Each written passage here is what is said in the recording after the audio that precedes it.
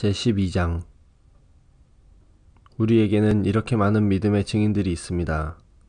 그들의 삶은 우리에게 믿음이 무엇인지 말해주고 있습니다. 그러므로 포기하지 말고 우리 앞에 있는 경주를 열심히 합시다. 우리의 삶 속에서 방해가 되는 것들은 다 없애버리고 우리를 쉽게 올가매는 죄를 벗어버립시다. 우리 믿음의 시작이며 또 믿음을 완전하게 하시는 주님만을 바라봅시다. 예수님께서는 십자가에서 돌아가실 때 아무것도 아닌 것처럼 모든 부끄러움을 참아내셨습니다. 예수님께서는 하나님께서 예비해 두신 기쁨을 기대하셨기 때문에 그렇게 하실 수 있었던 것입니다. 이제 그분은 하나님 보좌의 오른편에 앉아 계십니다. 예수님을 생각하십시오. 예수님께서는 죄인들이 그를 미워해서 악한 일을 할 때에도 묵묵히 참으셨습니다. 지칠 때라도 낙심하지 말고 예수님의 본을 따르기 바랍니다. 여러분은 죄에 맞서 싸우고 있지만 아직 죽을 정도까지 싸워보지는 않았습니다. 여러분은 하나님께서 그의 아들을 격려하듯이 말씀해 주신 것을 잊었습니까? 내 아들아, 주의 훈계를 가볍게 여기지 말고 주님께서 너를 꾸짖으실 때 낙심하지 마라. 주님께서는 사랑하는 자에게 벌을 주시고 그의 아들로 받아들인 자들을 채찍질하신다. 따라서 여러분이 받는 고난을 아버지의 훈계로 알고 견디십시오. 하나님께서는 아버지가 자기 아들에게 벌 주듯이 여러분을 대하시는 것입니다. 아들을 훈계하지 않는 아버지는 어디에도 없습니다. 아들이면 훈계를 받게 마련입니다. 만일 여러분에게 아무 훈계가 없다면 여러분은 사생아이며 참 아들이 아닙니다. 우리는 이 땅에서 모두 육체의 아버지가 있습니다. 그 아버지가 우리를 훈계한다 해도 공경하는데 하물며 영의 아버지의 훈계를 받아들여야 하는 것은 말할 필요도 없지 않습니까? 그렇게 할 때 우리는 생명을 받게 되는 것입니다. 이 땅에서의 아버지는 그들이 가장 좋다고 생각하는 대로 우리를 벌합니다.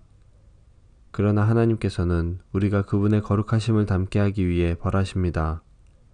훈계를 받는 바로 그때는 즐거움이 없고 고통스럽습니다. 그러나 후에 그 훈계 때문에 더 나은 사람이 된다면 우리에게 평안이 있을 것입니다. 왜냐하면 우리가 올바른 길 안에서 살아가게 되었기 때문입니다. 여러분은 피곤한 손과 연약한 무릎을 강하게 하여 일어나십시오. 올바른 길을 가십시오. 그러면 다리 저는 사람이 절뚝거리지 않고 고침을 받게 될 것입니다. 모든 사람과 사이좋게 지내며 거룩하게 사십시오. 만일 삶이 거룩하지 못하다면 결코 주님을 만나지 못할 것입니다. 아무도 하나님의 은혜를 놓치지 않도록 주의하시기 바랍니다. 여러분 가운데 쓴뿌리와 같은 사람들이 생겨나지 못하게 하십시오. 그런 사람은 많은 사람을 괴롭히거나 더럽힙니다. 성적인 죄를 범하지 말며 에서처럼 하나님을 생각지 않는 사람이 없도록 하십시오. 에서는 맏아들로서 아버지의 모든 것을 다 받을 수 있었지만 한 그릇에 먹을 것을 위하여 맏아들의 특권을 팔고 말았습니다. 여러분도 알다시피 에서는 그 후에 아버지의 축복을 받기 위해 울면서 부탁했지만 거절당했으며 회개할 기회를 얻지 못했습니다. 여러분이 도착할 곳은 손으로 만질 수 있거나 불이 타오르는 산도 아니고 어두움과 슬픔과 폭풍이 일어나는 산도 아닙니다. 또한 나팔 소리와 음성이 들려오는 산도 아닙니다. 이스라엘 백성이 산에서 들려오는 음성을 들었을 때 그들은 더 이상 하나님께서 말씀하시지 않도록 부탁했습니다. 그들은 누구든지 심지어 짐승이라도 이 산에 닿으면 돌로 쳐서 죽임을 당할 것이다 라는 하나님의 명령을 감당할 수 없었습니다. 그 광경이 너무나 무서워 모세조차도 두렵고 떨린다고 말하였습니다. 그러나 여러분은 시온산에 이르렀으며 살아계신 하나님의 성, 하늘의 예루살렘에 이르렀습니다. 이곳은 수많은 천사들이 기뻐하며 함께 모여있는 곳입니다. 또 하늘의 이름이 기록된 맏아들의 모임이 열리는 곳이며 모든 사람의 심판자이신 하나님께서 계신 곳입니다. 그리고 완전하게 된 의인들의 영혼이 거하는 곳이기도 합니다. 여러분은 그의 백성들에게 하나님의 새 언약을 가져다 주신 예수님께서 계신 곳에 왔습니다. 여러분은 아벨의 피보다 더 나은 소식을 전해준 그리스도의 피에 가까이 나아온 것입니다.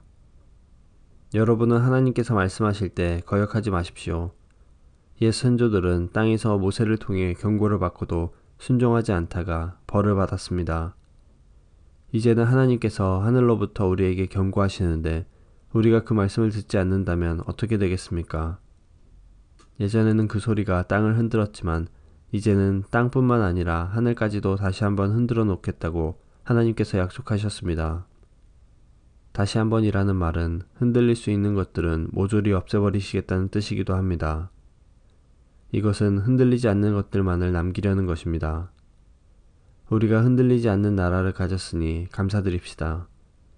하나님을 기쁘시게 하며 경건함과 두려움으로 그분께 예배드립시다. 우리 하나님은 모든 것을 태워버리는 불과 같은 분이십니다.